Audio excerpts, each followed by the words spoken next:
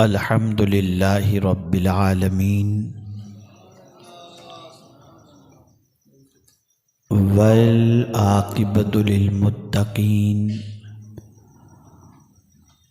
वस्सलातु वस्सलामु अला सय्यिदिल अंबियाइ वल मुरसलीन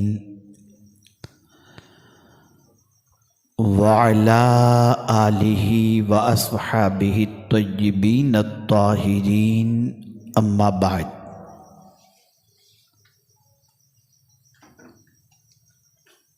फ़अऊज़ु बिल्लाहि मिनश शैतानिर रजीम।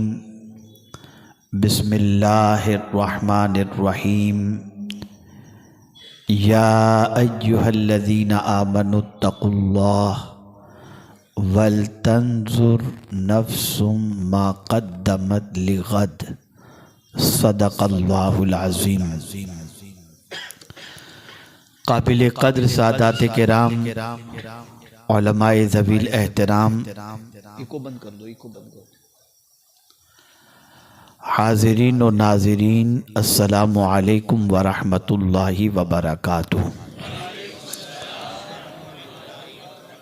सूरह हश्र की जिस आयत की तिलावत का मैंने शर्फ हासिल किया, उससे मुताल्लिक़ कुछ मारूज़ात पेश करने से पहले आक़ाए करीम रऊफ़ुर रहीम अलैहि तहिय्यतु व तस्लीम की बारगाह बेकस पनाह में जिस तरीक़े से मैं पढ़ाऊँ, अक़ीदत व मोहब्बत में डूब कर उसी तरीक़े से दुरूद व सलाम का नज़राना पेश करें। अस्सलातु वस्सलामु अलैका या रसूल अल्लाह, अस्सलातु वस्सलामु अलैका या हबीब अल्लाह, अस्सलातु वस्सलामु अलैका या नबी अल्लाह व अला आलिका व अस्हाबिका या नूर अल्लाह। सल्लल्लाहु ताला अलैका वसल्लम। सुन्नी दावत इस्लामी शाख भावनगर के जुमला मुबल्लिगीन, मुतअल्लिकीन, मुहिब्बीन, मुआविनीन, इन सब को मैं मुबारकबाद पेश करता हूँ कि आज एक ख़ूबसूरत महफ़िल भावनगर की सरज़मीन पर उन्होंने सजाने का शर्फ हासिल किया। मेरे सामने इस वक्त आप वो लोग हैं जो मुआशरे के मुअज़्ज़ज़ हैं, अपना मकाम रखते हैं, अपनी वैल्यू रखते हैं, इफ़ेक्टिव हैं और मुआशरे में आपका एक वज़न है, चाहे वो इल्मी एतबार से हो, चाहे माली एतबार से हो, चाहे सियासी एतबार से हो, चाहे फ़िक्री एतबार से हो। आप इस वक्त एक दिमाग का इज्तिमा जिसके अंदर आप हाजिर हैं, अगर मैं ये कहूँ तो गलत न होगा कि इस वक्त भावनगर के इस मुख्तसर से इज्तिमा में भावनगर के सारे दिमाग जमा हो चुके हैं। और किसी भी कौम के लिए ऐसे लोगों का किसी काम के सिलसिले में जमा होना, ये इस कौम की कामयाबी की ज़मानत हुआ करती है। पैगंबर रहमत सल्लल्लाहु अलैहि वसल्लम की हयात तैयबा उठाकर देखें तो रसूल रहमत सल्लल्लाहु ताला अलैहि वसल्लम ने जितने भी खुतूत रवाना फरमाए वो सारे मुआशरे के मुअज़्ज़ज़ लोगों को ही रवाना फरमाए, इसलिए कि अगर कोई मुआशरे का इज़्ज़त वाला शख्स, असर व रसूख रखने वाला शख्स किसी फ़िक्र को कबूल कर लेता है तो उसके मातहत जितने भी होते हैं सब उस फ़िक्र को कबूल करने के लिए तैयार हो जाते हैं। अगर किसी फैक्ट्री का मालिक नमाजी है तो तो फैक्ट्री के सारे एम्प्लॉई नमाजी होते हैं और किसी फैक्ट्री का मालिक अगर अय्याश है तो उस फैक्ट्री के सारे लोग अय्याशी की तरफ जाते हुए दिखाई देते हैं। मुआशरे के मुअज़्ज़ज़ हजरात का संवर जाना ये मुआशरे के संवर जाने के मुतरादिफ है। इसीलिए आप देखें बहुत सारे सहाबा थे, फिर भी हुजूर सल्लल्लाहु अलैहि वसल्लम के दिलो दिमाग के अंदर एक तमन्ना अंगड़ाई लेती थी, और वो ये थी कि दहिया कल्बी मुसलमान हो जाएं। दहिया कल्बी एक बहुत हैंडसम थे और उनके मातहत कमोबेश 700 के करीब अफराद थे। अगर दहिया कल्बी मुसलमान हो जाते तो वो सारे के सारे मुसलमान हो जाते। रहमत आलम सल्लल्लाहु अलैहि वसल्लम के दिल की तमन्ना थी कि दहिया कल्बी मुसलमान हो जाएं। एक रोज़ फजर की नमाज के बाद मेरे आका सल्लल्लाहु अलैहि वसल्लम मुसल्ले पर तशरीफ़ फरमाते कि जिब्रील अमीन हाजिर हुए, सलाम पेश किया और अर्ज़ करने लगे, सरकार थोड़ी देर में दहिया कल्बी आपके पास हाजिर होने वाले हैं। आकाए करीम सल्लल्लाहु अलैहि वसल्लम ने जब ये सुना तो निगाहें दरवाजे पर लग गईं, अब दहिया कल्बी आएंगे, अब दहिया कल्बी आएंगे। कुछ देर गुजरी थी कि दहिया कल्बी सामने से तशरीफ़ लाया, भी इस्लाम कबूल नहीं किया था, लेकिन जब वो आए तो हुजूर ने अपनी चादर बिछा दी उनके लिए। दहिया कल्बी चादर को लेते हैं, सीने से लगाते हैं और कहते हैं, मेरा वजूद इस लायक नहीं है कि इस मुक़द्दस चादर पर बैठ सके। सरकार आप जो लोगों के सामने दीन पेश करते हैं मुझे भी बताएं। हुजूर ने दीन पेश किया, दहिया कल्बी मुसलमान हुए। दहिया कल्बी के इस्लाम कबूल करते ही हुजूर के चेहरे पर मुस्कुराहट भी थी और आंखों में खुशी के आंसू भी थे। साहबा ने हुजूर सल्लल्लाहु अलैहि वसल्लम से अर्ज़ किया, या रसूल अल्लाह सल्लल्लाहु ताला अलैहि वसल्लम, दहिया कल्बी के इस्लाम कबूल करने पर ये आंसू क्यों? तो आकाए करीम सल्लल्लाहु अलैहि वसल्लम ने फरमाया, ये खुशी के और शुक्राने के आंसू हैं, इसलिए कि एक बार दहिया कल्बी ने कलेमा पढ़ा, उसकी ज़िंदगी के सारे गुनाह अल्लाह ने माफ़ फरमा दिए। तो मेरा वो उम्मती जो पूरी ज़िंदगी कलेमे पर कायम रहेगा, मुझे उम्मीद है कि मौला उसके गुनाहों को भी माफ़ फरमा देगा। और फिर उसके बाद दहिया कल्बी के मातहत जो 700 के करीब लोग थे, सब ने इस्लाम कबूल किया। और कमाल की बात बताऊं कि हज़रत जिब्रील अमीन अलैहिस्सलातु व तस्लीम जब इंसानी शक्ल के अंदर हुजूर के पास वही लेकर के आते तो वो शक्ल दहिया कल्बी ही की लेकर के आया करते थे। ये पोजीशन थी। आज हमारे मुआशरे के अंदर दीन गरीबों के हाथों में चला गया। आज मुआशरे के अंदर दीन की जिम्मेदारी जिन कांधों पर है, उनमें से बहुत कम ताजिर नज़र आएंगे, बहुत कम डॉक्टर नज़र आएंगे, बहुत कम जो है हाईली क्वालिफाइड नज़र आएंगे। बल्कि बड़ी मादरत के साथ अर्ज़ करूँगा कि बहुत सारे ताजिर, बहुत सारे दुनियावी तालीम याफ्ता लोग दीन की बातों को कान तक न पहुँचे इसका ख्याल करते हैं, इसलिए जुम्मा की नमाज के लिए भी आते हैं तो खुतबे के टाइम पर आते हैं कि कहीं कोई ख़तीब की बात ऐसी न सुनने को मिल जाए कि ये हलाल है और ये हराम और छोड़ने पर मजबूर न होना पड़े। जब हमारी कौम का मिजाज और इस्लाम को लेकर चलने वालों की सिचुएशन ये बन गई कि वो तबका जो मुआशरे का मुअज़्ज़ज़ है, वो तबका जो मुआशरे के अंदर एक मकाम रखता है, जब उसका ताल्लुक इस्लाम को प्रेजेंट करने से कम हुआ तो आज इस्लाम ऊंचे तबके तक पहुंचने से रह गया। मेरे प्यारे आका सल्लल्लाहु अलैहि वसल्लम के प्यारे दीवानों, सैयदना सिद्दीक़ अकबर रज़ी अल्लाह तआला अन्हु की हयात तैयबा देखें।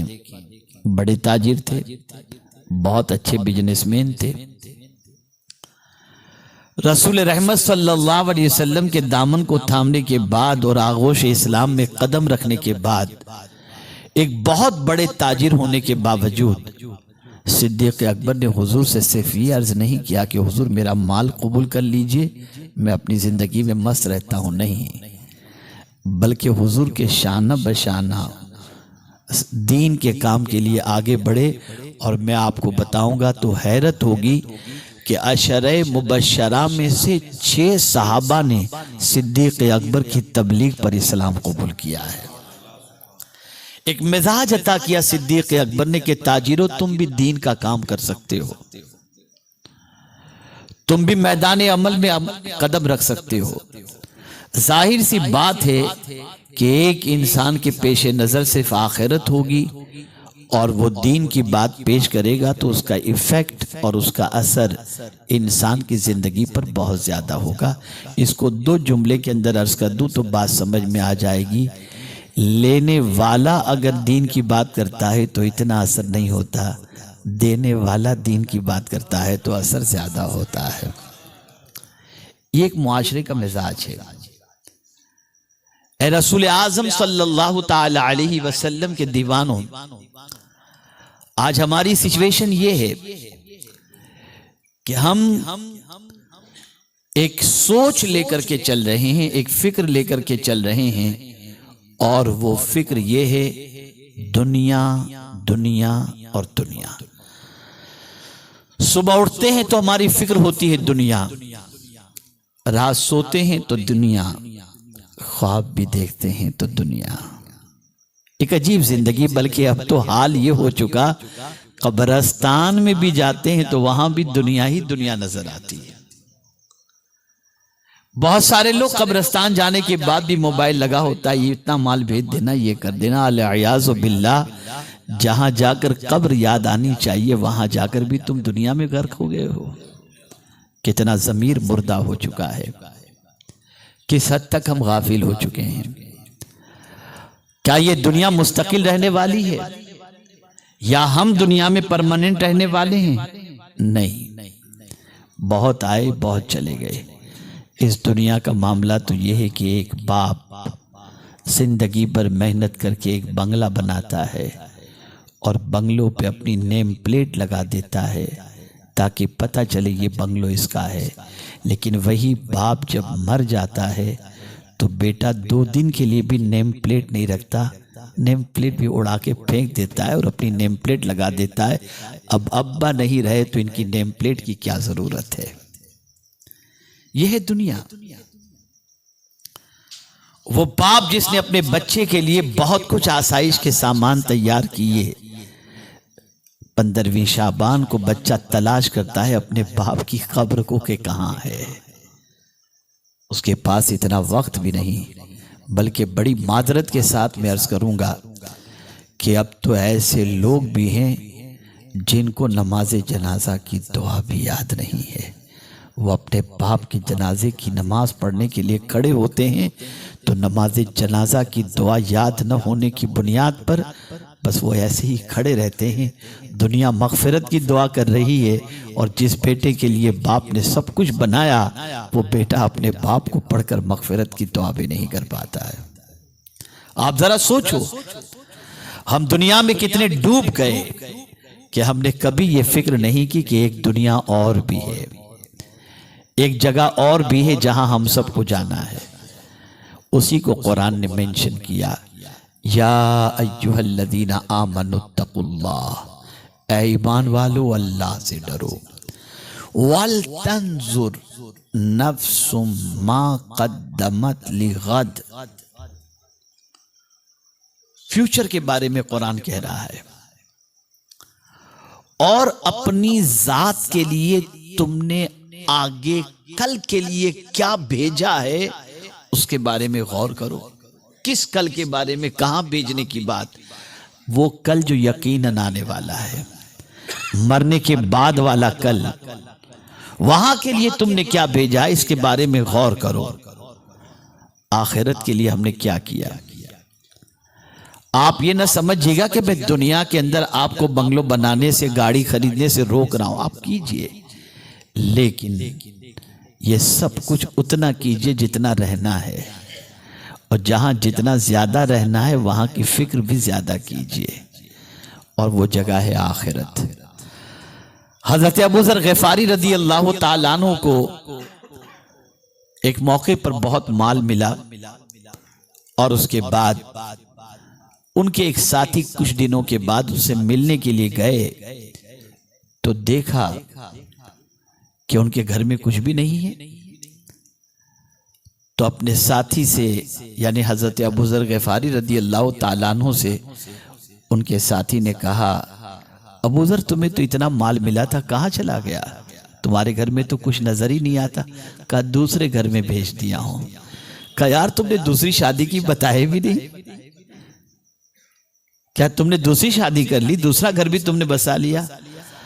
कहा हाँ, लेकिन तुम जो घर समझते हो वो घर नहीं, वो आखिरत का घर है, वो मेरा दूसरा घर है, मैंने वहां के लिए सब रवाना कर दिया है।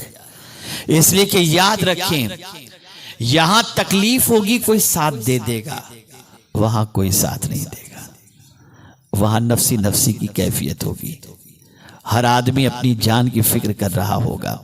फिदिये में यानी अगर मां परेशानी में वहां पर गिरफ्तार है तो कयामत के दिन अगर अल्लाह उस मां से कह दे तेरी जगह पर तेरे बेटे को मैं जहन्नम में डाल दूं और तुझे मैं छोड़ दूंगा, तो मां कहेगी ले मेरा बेटा तू जहन्नम में डाल, मुझे छोड़ दे। ये कैफियत कयामत में होगी, कोई किसी का नहीं होगा।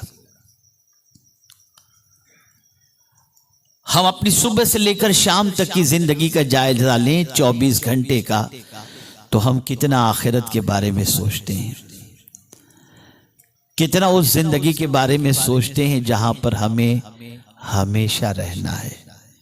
हमने कुछ नहीं सोचा, हम लगे हैं सुबह से लेकर रात तक इसी दुनिया के सिलसिले में सोचने में, जिस दुनिया की पोजीशन ये है कि इससे बड़ी बेवफा कोई दूसरी नहीं। सबसे ज्यादा बेवफा अगर कोई है तो ये दुनिया, ये किसी की नहीं हुई, ये किसी से वफा नहीं करती। ए रसूल आजम सल्लल्लाहु अलैहि वसल्लम के दीवानों, हम गाफिल हैं आखिरत से, हम भूल गए अल्लाह अज़्ज़ा व जल्ल की बारगाह में जवाबदेही के तसव्वुर को और बारगाह समदियत में हाजिरी के तसव्वुर को। आप जानते हैं जिस आयत की तिलावत का मैंने शर्फ हासिल किया, उस आयत की तफसीर के अंदर मुफस्सिरीन क्या फरमाते हैं। सैयदना फारूक आज़म रज़ी अल्लाहुल मौला तबारक व तआला अन्हु, जिनके बारे में अल्लाह के रसूल सल्लल्लाहु अलैहि वसल्लम ने फरमाया कि मेरे बाद अगर कोई नबी होना मुमकिन होता तो उमर फारूक नबी होते। ये कैफियत थी।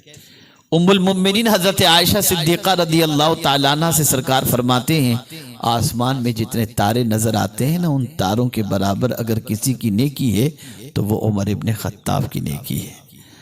आप अंदाजा लगाएं इतनी नेकियां, लेकिन रसूल रहमत सल्लल्लाहु ताला अलैहि वसल्लम के आशिक सादिक सैयदना फारूक आज़म रज़ी अल्लाह ताला अन्हु से मुताल्लिक इस आयत की तफसीर, एक मतलब दुरूद शरीफ पढ़ लें आप। अल्लाहुम्मा सल्ली अला सय्यिदिना व मौलाना मुहम्मदिन माअदनिल जूद वल करम व आलिहि व अस्हाबिहि व बारिक व सल्लिम सलातन व सलामन अलैका या सय्यिदी या रसूल अल्लाह सल्लल्लाहु तआला अलैहि वसल्लम। सैयदना फारूक आज़म रज़ी अल्लाह ताला अन्हु के बारे में हजरत अनस रज़ी अल्लाह ताला अन्हु फरमाते हैं कि मेरे घर की दीवार और फारूक आज़म के घर की दीवार तकरीबन मिली हुई थी। दूसरी जानिब उमर इब्ने खत्ताब रहते, इस तरफ में रहता। रात की तन्हाई में, सन्नाटे में मैं उमर इब्ने खत्ताब के घर से ये आवाज सुनता। क्या आवाज? ऐ उमर, अमीरुल मोमिनीन बन गए हो, अल्लाह से डरो। खुद ही अपने से कहते थे, अमीरुल मोमिनीन बन गए हो, अल्लाह से डरो, अल्लाह से डरो। और इसी के साथ अपने आप से वो कहते अगर अल्लाह ने तुमसे हिसाब लिया तो उमर तुम अल्लाह को कैसे हिसाब दे सकोगे। इसी के साथ रोजाना रात को सोने से पहले अपनी चटाई के नीचे से चाबुक निकालते, अपने पैर पर मारते हुए फारूक आजम अपने आप से कहते, ऐ उमर बता आज पूरे दिन तूने क्या काम किया। यह एहतिसाब था, यह अपना एहतिसाब था, उस दिन की फिक्र थी। बारगाहे समदियत के अंदर हाजिर होकर पल पल के हिसाब देने की फिक्र थी, जिसकी बुनियाद पर सैयदना फारूक आजम रज़ी अल्लाह ताला अन्हु इस तरीके से रात के सन्नाटे में अल्लाह की बारगाह के अंदर अपने आप को इस तरीके से पेश किया करते थे। सिद्दीक़ अकबर रज़ी अल्लाह ताला अन्हु ने एक चिड़िया को देखा दरख्त पर चहचहा रही है, तो कहते हैं चिड़िया तू कितनी खुश नसीब है कि तुझसे कयामत में कोई हिसाब नहीं लिया जाएगा। काश कि मैं भी कोई चिड़िया होता, अल्लाह की बारगाह में हिसाब से तो बच जाता। ये वो लोग कह रहे हैं जिनको जन्नती होने की बशारत मेरे आका सल्लल्लाहु अलैहि वसल्लम ने अता फरमाई। उसके बावजूद भी वो अल्लाह से डर रहे हैं, यौम हिसाब से डर रहे हैं, क़यामत में जवाबदेही के तस्वुर से डर रहे हैं। हज़रत उस्मान गनी रज़ी अल्लाह ताला अन्हु की ज़िंदगी पाक को देखें, जब भी वो किसी कब्रस्तान जाते तो कब्र को देखकर बहुत रोते। लोग कहते, ऐ उस्मान इब्ने अफ़्फ़ान जन्नत व जहन्नम के तस्करे से तो कभी नहीं रोते हो, लेकिन कब्र पर जाने के बाद किसी की कब्र को देखकर इतना क्यों रोते हो। इरशाद फरमाते, मेरे आका ने फरमाया कब्र पहली मंजिल है, अगर ये खैर से गुजर गई तो आगे की मंजिल भी खैर से गुजर जाएगी। आप अंदाजा लगाएं, ये वो लोग हैं। हजरत उस्मान गनी रज़ी अल्लाह ताला अन्हु को सरकार सल्लल्लाहु अलैहि वसल्लम ने इरशाद फरमाया, उस्मान तुम जो चाहो करो, तुम जन्नती हो। इतना कहने के बाद भी अल्लाह की बारगाह में खड़े होने का तसव्वुर और जवाबदेही का तसव्वुर इस हद तक उनको रोने पर मजबूर कर रहा है। मौला अली करमल्लाहु ताला वजहुल करीम को देखें आप, फरमाया गया कि मेहराब के अंदर, मस्जिद की मेहराब में हजरत मौला अली करमल्लाहु ताला वजहुल करीम जाकर इतना रोते और किसी चीज को यूं ढकेलते, चल जा चल जा चल जा, ए दुनिया तू मुझे वरगलाने के लिए आती है, जब मैंने तुझे तो 3 तलाक दे दिया, जब मैंने तुझे 3 तलाक दे दिया। क्या वो दिन होगा जब अल्लाह हिसाब लेगा। ए अल्लाह अली के हाल पर करम की नजर फरमा दे। ये कौन कह रहा है? जिनके बारे में रसूल रहमत सल्लल्लाहु अलैहि वसल्लम ये इरशाद फरमाते हो कि अना मदीनतुल इल्म व अलीयुन बाबुहा, वो अल्लाह अज़्ज़ व जल्ल की बारगाह में जवाबदेही के तसव्वुर से इतना कांप रहे हैं, खौफ आखिरत से। हमें पूरी साजिश के तहत आखिरत को हमारी नजरों से ओझल कर दिया गया, हमें दुनिया में डुबा दिया गया, हमें दुनिया में गुम कर दिया गया। हम दुनिया की मोहब्बत में इतने डूब गए कि सारी कोशिश सुबह से लेकर रात और रात से लेकर सुबह तक एक ही चीज की होती है, दुनिया दुनिया दुनिया। 2 का 20, 20 का 200, 200 का 2 करोड़ कैसे बनाएं, इसी की फिक्र रहती है। फिर एक मर्तबा समझ लें, मैं इसका इनकार करने वालों में से नहीं हूं। आप कमाओ, जायज तरीके से कमाओ, लेकिन आखिरत को मत भूलो। अब एक फजीलत आखिरत के बारे में पेश करूंगा तो आप महसूस करेंगे, रसूल रहमत सल्लल्लाहु अलैहि वसल्लम ने इरशाद फरमाया, एक घड़ी, एक साथ आखिरत की फिक्र करना, यानी बैठ गए और सोचने लगे, या अल्लाह तेरी बारगाह में हाजिर होंगे, क्या होगा। क़यामत को थोड़ा सा सोच लिए और आखिरत के बारे में, क़यामत का मंजर, क़यामत में ज़मीन की कैफियत, अल्लाह की बारगाह में जवाबदेही का वक्त, मैदान महशर, हौज़े कौसर, पुल सिरात, बस इतना गौर करने लग गए। सरकार फरमाते हैं कि एक घड़ी क़यामत के बारे में, आखिरत के बारे में गौर करना, ये 60 साल की इबादत से बेहतर है। हम भूल चुके, हमें याद ही नहीं। मेरा एक जुमला बहुत मकबूल हुआ, बहुत मशहूर हुआ कि हमें आना तो याद है, जाना याद नहीं। आना इतना याद है कि 80 साल के हो गए तब भी बर्थडे बनाते हैं कि इस तारीख को हम आए थे। और जाना ऐसे भूले हैं कि जैसे कभी मौत आएगी ही नहीं। याद रखो, हम सब ने जाना है, एक न एक दिन जाना है। कभी ये सोचो कि वहां जब कोई किसी के काम नहीं आएगा तो क्या चीज हम आगे पहले से भेज दें कि वो चीज हमें काम आए, वो चीज हमें अल्लाह अज़्ज़ व जल्ल की बारगाह में अजाब से बचाने वाली बन जाए। तो याद रखें मेरे प्यारे आका सल्लल्लाहु अलैहि वसल्लम के प्यारे दीवानों, वो दीन है, वो अल्लाह अज़्ज़ व जल्ल और उसके रसूल सल्लल्लाहु अलैहि वसल्लम के फरमान पर अमल करना है। यही वो सारी चीजें हैं जो आखिरत के अंदर काम आएंगी। आज दुनिया भर का जायजा ले लीजिए। मुंबई बड़ा शहर है, मुसलमानों का बड़ा पॉपुलेशन है। कितने हॉस्पिटल है मुसलमानों के, कितने स्कूल है मुसलमानों के। भावनगर का जायजा ले लीजिए, पॉपुलेशन के एतबार से आप स्कूल का जायजा लीजिए और ये सोचिए कि आपके कितने बच्चे ऐसे हैं जो इस्लामिक स्कूल के अंदर ऑक्यूपाई हो सकते हो। तो हमारे पास इतने स्कूल नहीं। हमारे हॉस्पिटल कितने हैं? नहीं हमारे पास। हमारे दीनी इदारों की और दीनी काम की सिचुएशन क्या है? बराए नाम है। आज हमारी पोजीशन ये है, जुमले पर तवज्जो चाहूंगा, कि बच्चा हमारा अगर पैदा होना चाहता है तो जब तक कि गैरों की हॉस्पिटल न हो हमारा बच्चा पैदा भी नहीं होता। हॉस्पिटल गैरों का, स्कूल गैरों की, सब कुछ। यानी पैदा होने के वक्त की जरूरत पर भी हमने तवज्जो नहीं दी कि हमारा बच्चा पैदा हो तो उसके लिए हमारा अपना हॉस्पिटल होना चाहिए, हमारा बच्चा एजुकेशन हासिल करे, हमारा अपना स्कूल होना चाहिए। इन सारी चीजों की तरफ हमने तवज्जो नहीं दी। और मैं आपको बताऊं, ऐ रसूल आजम सल्लल्लाहु अलैहि वसल्लम के दीवानों, आप हम कोई परमानेंट रहने के लिए नहीं आए, हम सब इस दुनिया से चले जाएंगे। लेकिन अगर एक हदीस मुबारका पर पूरी दुनिया का मुसलमान अमल करता तो आज इस हॉस्पिटल भी हमारे होते, स्कूल भी हमारी होती, कॉलेज भी हमारे होते, यूनिवर्सिटीज़ भी हमारी होती और खल्क़े खुदा की खिदमत की सारी चीज़ें हमारी होती। अगर एक हदीस मुबारका पर मुसलमान अमल करता। वो हदीस मुबारका कौन सी है?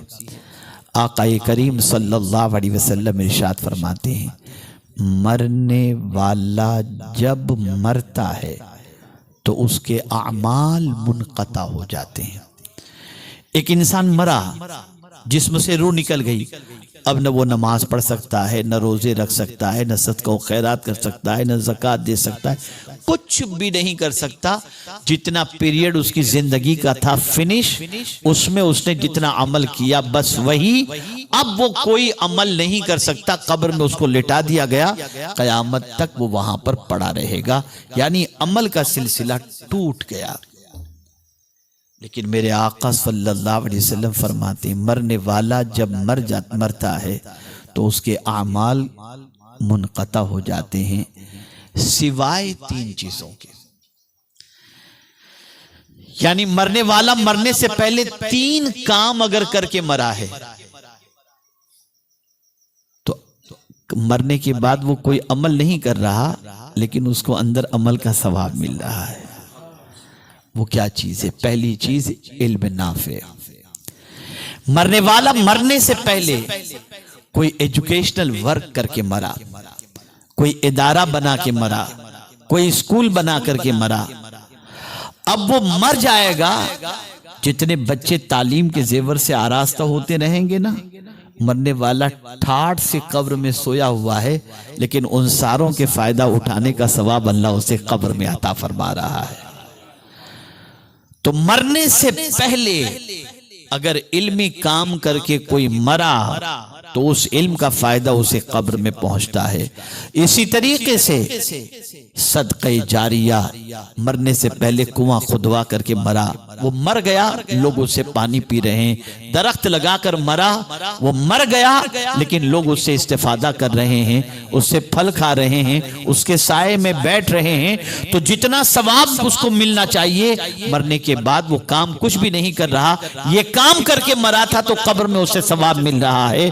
और तीसरी चीज नेक औलाद, मरने वाला मरने से पहले नेक औलाद छोड़ करके मरा, जितनी नेकियां औलाद करती रहेगी उसका सवाब मरने वाले को अल्लाह अता फरमाता रहेगा।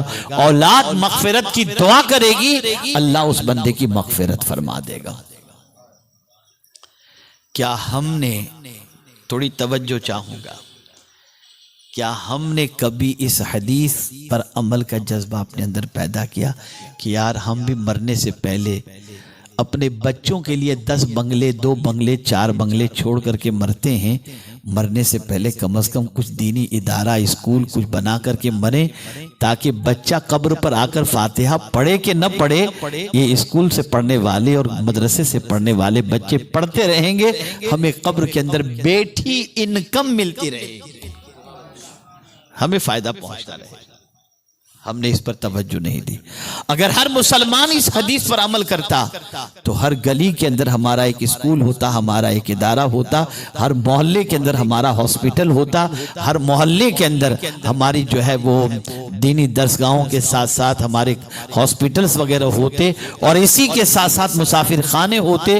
और अगर हमने इस हदीस मुबारका पर अमल किया होता तो मुआशरे का कोई बच्चा गुनहगार नजर ना आता, हर बच्चा नेकोकार नजर आता, अगर बाप अपने बच्चे को नेक बनाकर आखिरत का सरमाया बनाने की कोशिश करता। लेकिन हमने ये हदीस पेशे नजर नहीं रखी।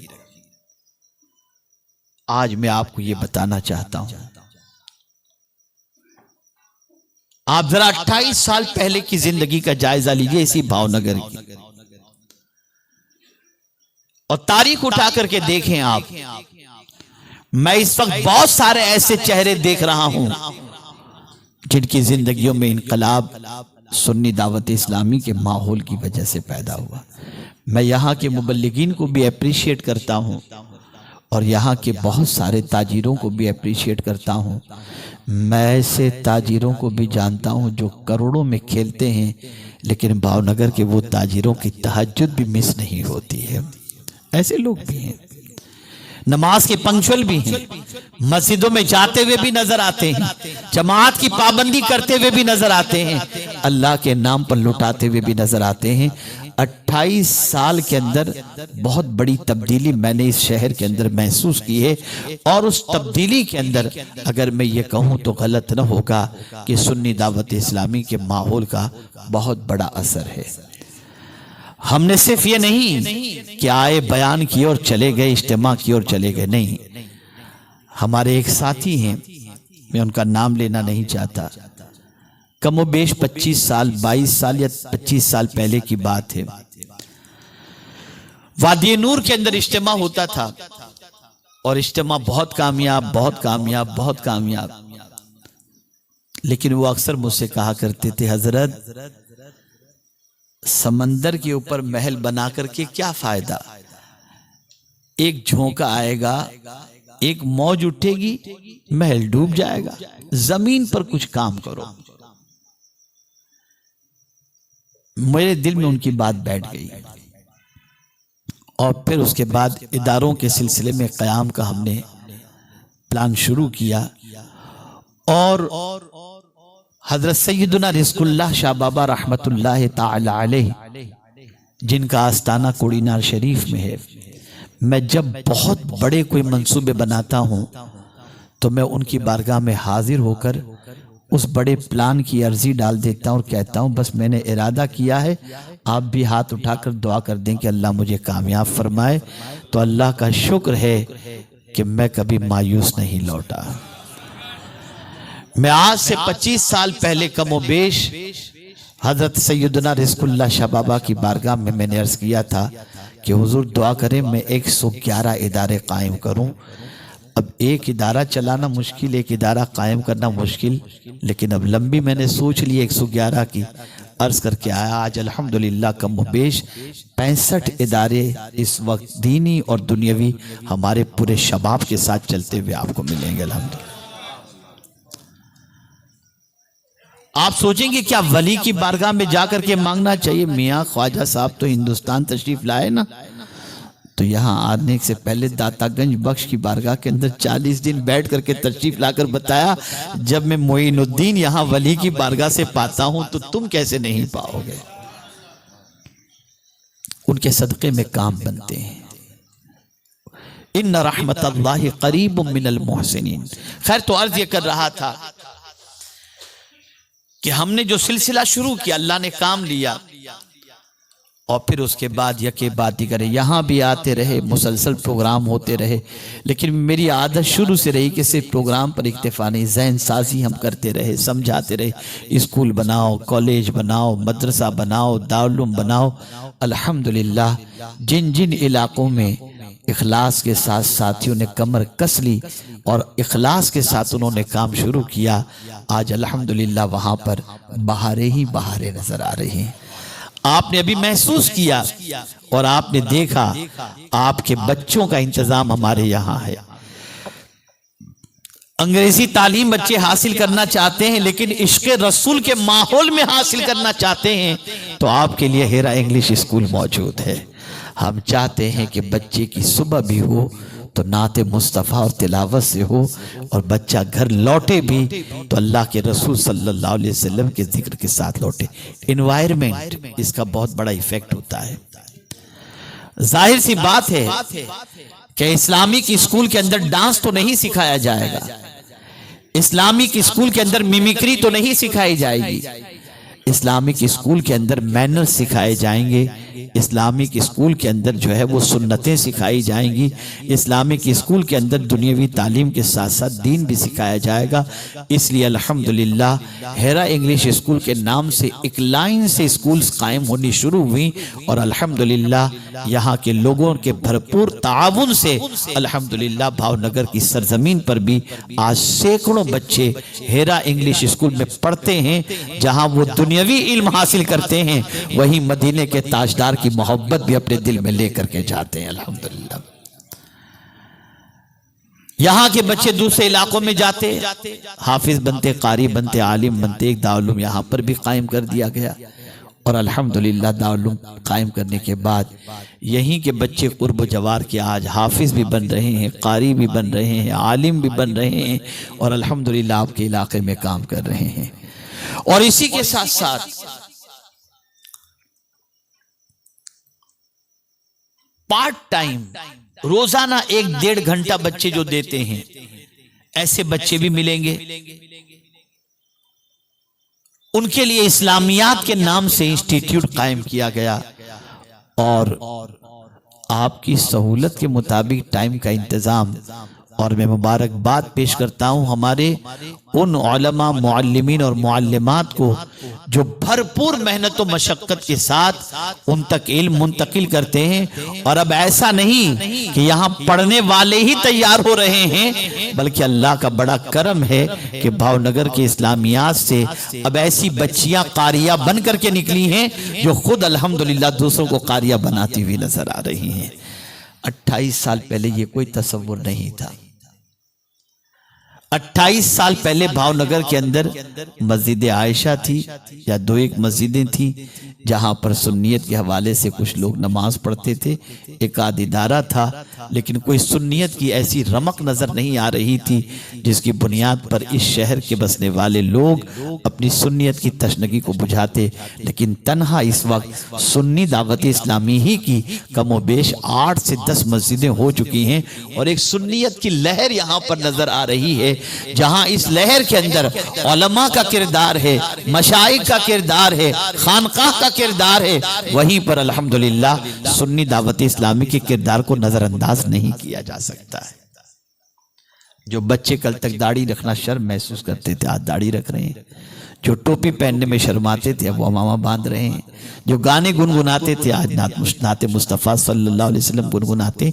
तो सुन्नी दावत इस्लामी ने एक इन्वायरमेंट दिया, एक माहौल दिया, एक जज्बा दिया, एक कल्चर दिया, जिस कल्चर के अंदर पनपने वाला बच्चा, लोग, नौजवान अपनी जिंदगी को कानून इलाही और कानून रसूल सल्लल्लाहु अलैहि वसल्लम के सांचे में डालकर अपनी आखिरत को बेहतर कर सकें।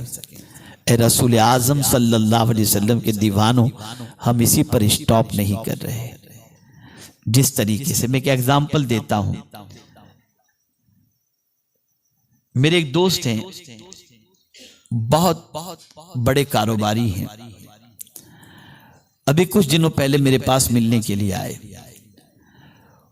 उन्होंने कहा कि हजरत, पहले जो बिजनेस चलता था उसके अंदर पोजीशन ऐसी थी कि बेटे थे, भाई के बेटे, हमारे बेटे, सब बेटे थे, तो अल्हम्दुलिल्लाह कोई प्रॉब्लम नहीं होता था। अब उन बेटों की शादी हो गई, उनके बेटे हुए, और अब वो सेकंड जनरेशन जो है वो बड़ी हो रही है। अब बिजनेस सिमिलर है, इनकम उतनी ही है या उससे थोड़ी कम हो गई होगी, लेकिन अब जो है वो अखराजात बढ़ चुके हैं। तो हजरत, आप हमारे लिए दुआ करें कि कुछ नए बिजनेस हमारे सामने आ जाएं, ताकि बच्चों को हम उसके अंदर ऑक्यूपाई कर सकें और बच्चे उसके अंदर सेट हो जाएं। मैं भी इसी पॉलिसी को समझता हूं। पहले कायदे बगदादी, फिर हाफिज कुरान, फिर आलिम दीन। अब डे बाय डे जरूरत बढ़ती जा रही है। पहले स्कूल, नर्सरी, उसके बाद हाई स्कूल। अब हम देख रहे हैं कि हाई स्कूल के बच्चे बड़े हो गए, कहीं ऐसा न हो कि जो तरबियत हमारे यहां उन्होंने पाई, कहीं कॉलेज में जाकर के वो बिगड़ न जाएं। तो हम यहीं पर नहीं रुक रहे, हमारे प्लान में ये भी है, हाई स्कूल भी होगा, कॉलेज भी होगा, और अल्लाह ने करम फरमाया तो यूनिवर्सिटी भी इंशाअल्लाह अज़ीम होगी। लेकिन ये सब चीजें हमारे कहने से नहीं, हम सब के करने से होंगी इंशाअल्लाह अज़ीम। आपने अव्वलों से सुन्नी दावत इस्लामी का साथ दिया है। आपने बहुत सारे, आप में से ऐसे साथी हैं जिन्होंने सुन्नी दावत इस्लामी से बहुत कुछ सीखा है, बहुत कुछ पाया है। इस तहरीक को मजबूत करना आपकी जिम्मेदारी है, और यह तहरीक आपकी, हमारी, सबकी आखिरत को संवारने वाली तहरीक है। कोई जाति किसी से किसी किस्म का तकाजा नहीं करता। मैं भी आपसे कहता हूं कि इस वक्त में कोई चंदा करने के लिए नहीं बैठा, एक सोच आपको देने के लिए बैठा हूं। उस काम की फिक्र करो जो काम तुम्हें आखिरत में काम आएगा, जहां बेटा भी काम नहीं आएगा, मां भी काम नहीं आएगी, बीवी भी काम नहीं आएगी, दोस्त भी काम नहीं आएगा। कुरान कहता है यौम यफिरुल मर्उ मिन अखी, कयामत के दिन भाई भाई से भागेगा, बीवी शौहर से भागेगी, कोई एक दूसरे को नहीं पहचानेगा। हमने उसके लिए क्या तैयारी की, हमने उसके बारे में क्या गौर किया, हमने उसके बारे में क्या सोचा, हम उसकी फिक्र करें, हम उसके बारे में गौर करें। अल्हम्दुलिल्लाह, हजरत सैयद दादा बापू साहब किबला, वो भी आप देखिए कितना बड़ा काम काठियावाड़ की सरजमीन पर कर रहे हैं, और सुन्नी दावत इस्लामी के अंदर भी उनका रोल और उनकी दुआएं, उनकी शफकतें शामिल हैं। आपसे मेरी गुजारिश है, बस इतना सा जहन के अंदर रखो, ये जुमला कहीं लिख लेना, आना तो याद है, जाना याद नहीं। मुझे एक बड़ी प्यारी बात याद आ रही है।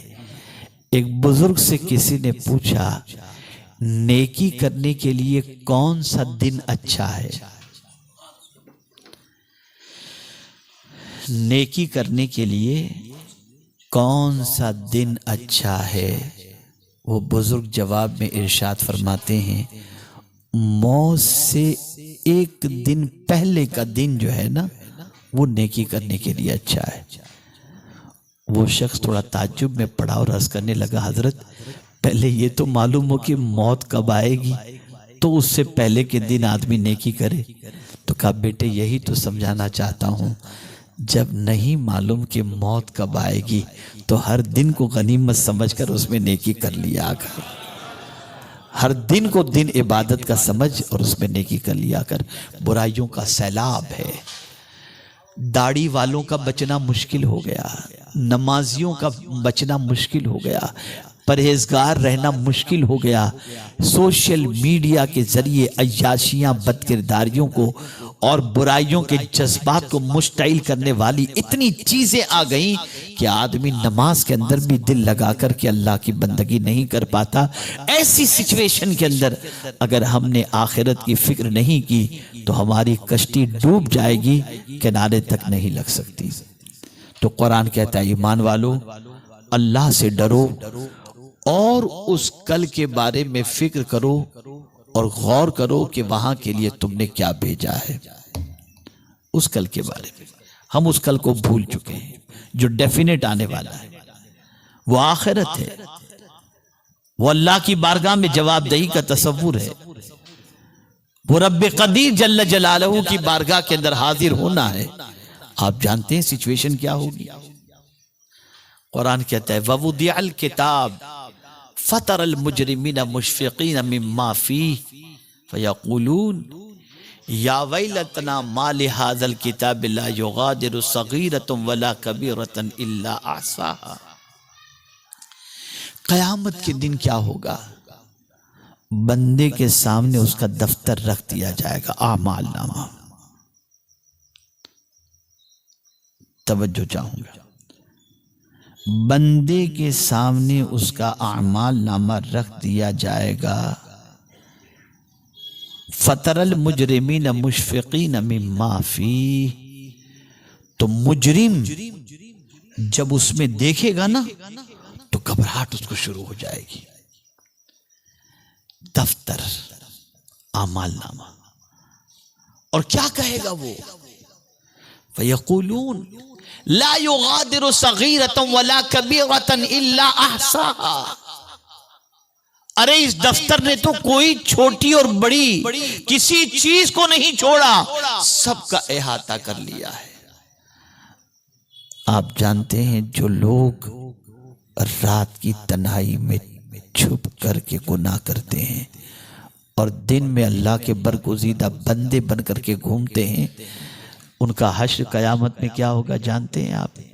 हदीस मुबारका में है अल्लाह अज़्ज़ा व जल कल बरोज़े क़यामत फरिश्तों को ऐसे बंदों के सिलसिले में हुक्म देगा, ले जाओ इस बंदे को जन्नत की तरफ, जन्नत में ले जाओ, नहीं जन्नत की तरफ ले जाओ।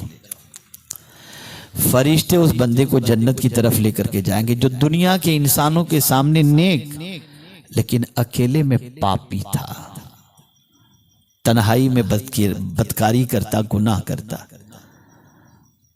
फरिश्ते ले जाएंगे जन्नत की तरफ, वो दूर से जन्नत को देखेगा, खुश होगा, जन्नत की खुशबू सूंघेगा, खुश होगा। जब एकदम जन्नत के दरवाजे तक पहुंच जाएगा ना तो रब फरमाएगा वापस ले लो इन्हें, वापस ले जाओ। जब उन्हें वापस ले जाया जाएगा तो वो अर्ज करेंगे मौला अगर जन्नत देनी ही नहीं थी तो पहले ले ही न जाता। मेरे करीम ये तो बता जन्नत से महरूम हमें क्यों कर दिया गया। जवाब मिलेगा दुनिया के इंसानों के सामने तू नेक बनता था और अकेले के अंदर तू पाप किया करता था, आज तेरी सजा यही है, यही है। बहुत खतरनाक माहौल से हम गुजर रहे हैं, बहुत सख्त तरीन हालात से हम गुजर रहे हैं, न निगाहें महफूज है न वजूद महफूज। और हमारा हाल ये है कि अल्लाह के अजाब का डर तो जैसे है ही नहीं।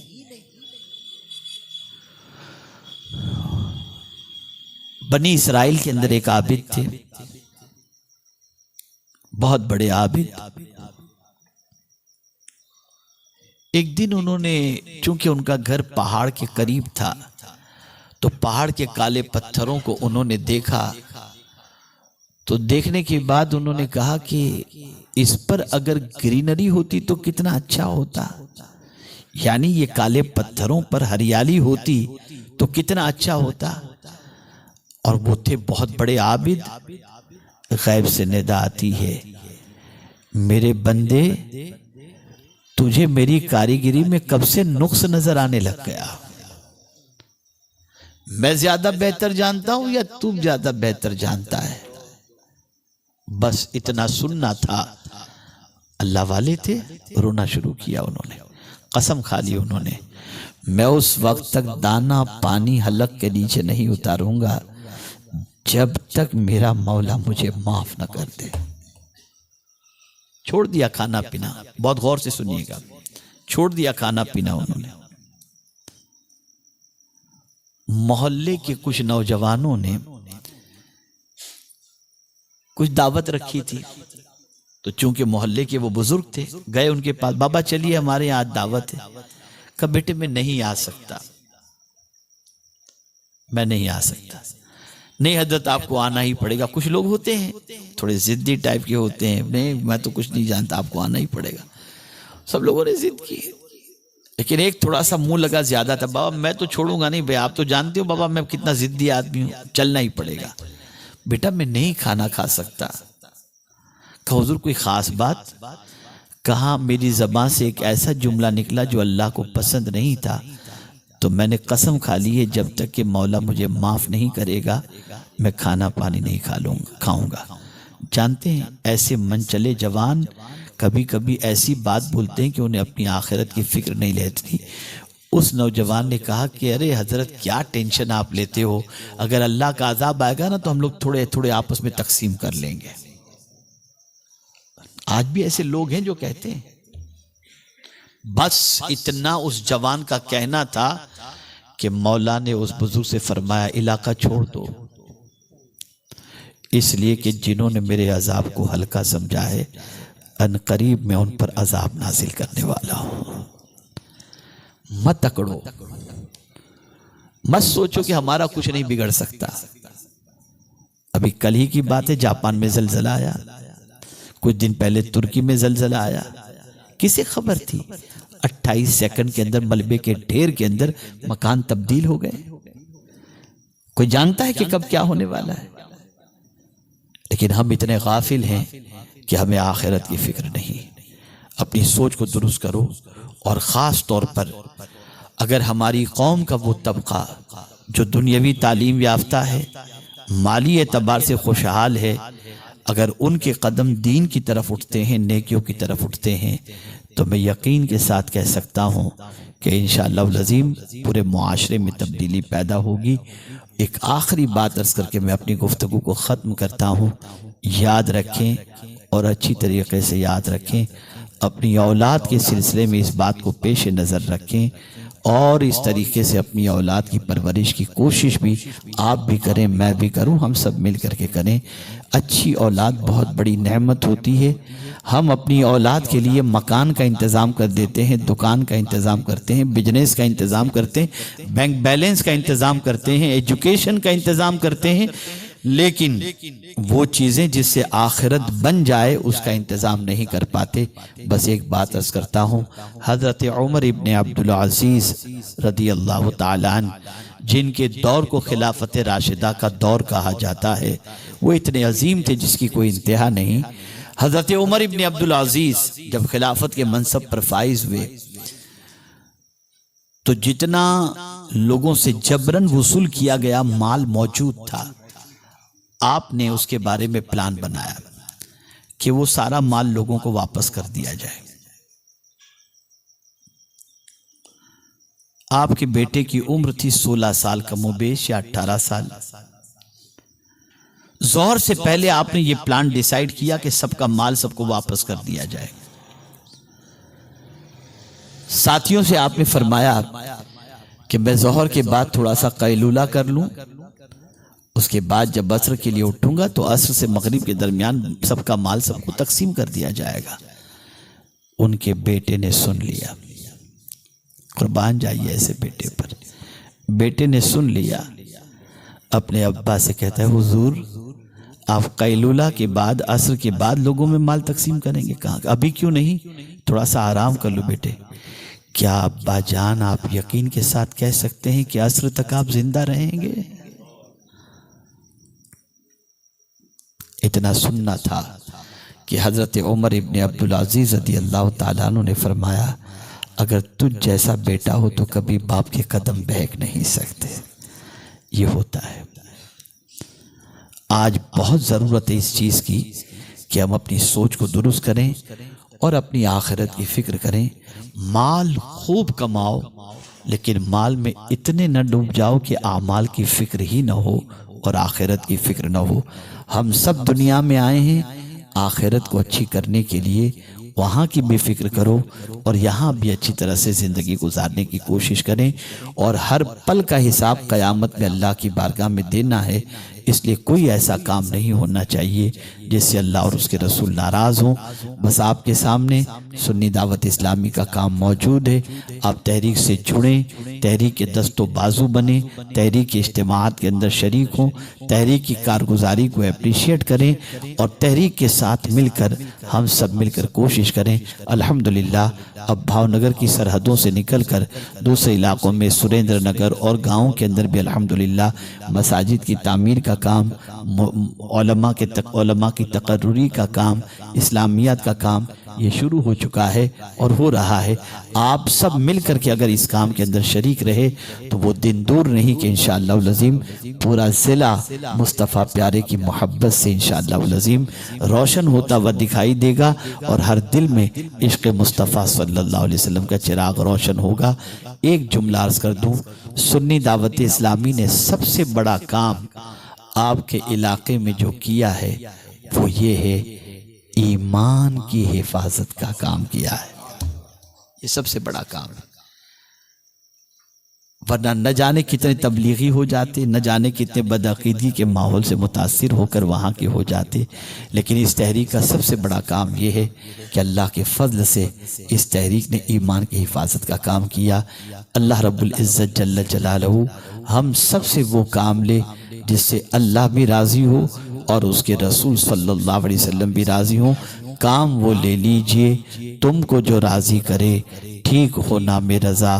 तुम पे करोड़ों दुरूद। हमारे मुस्तकबिल के बहुत सारे मंसूबे हैं, आप इंशाअल्लाह अज़ीम उन मंसूबों के सिलसिले में दस्तो बाजू बनेंगे तो इंशाअल्लाह वो मुस्तकबिल के अंदर सारे मंसूबे पाए तकमील तक पहुँचेंगे।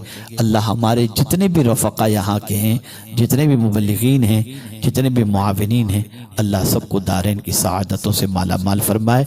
मैं आप सब का मशकूर हूँ कि आप तशरीफ़ लाए।